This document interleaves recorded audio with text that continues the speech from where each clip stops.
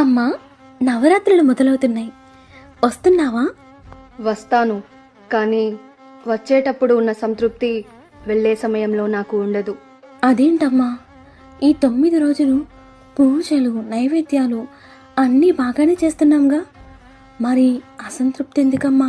పూజ చేసి నైవేద్యంగా పొంగలి, పులిహోర, పాయసం అంటూ ఎన్నో రకాలు పెడతారు.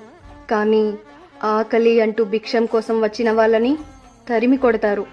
అప్పుడు నేను ఎలా నైవేద్యం స్వీకరిస్తాను? అన్నపూర్ణాదేవిగా నా దాన గుణం మీలో లేనప్పుడు నేను ఎలా సంతృప్తి చెందుతాను? అమ్మా, క్షమించు, తెలియక తప్పు చేస్తున్నాం. శాంతించి మాకు ఒక్క అవకాశం ఇవ్వమ్మా.